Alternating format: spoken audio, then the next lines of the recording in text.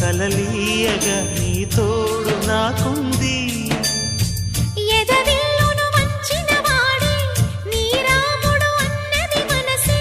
గుడి తలుపులు తీయక ముందే వరమిచ్చెను దేవత ఎదురై, నిజమేనా జాబిలి.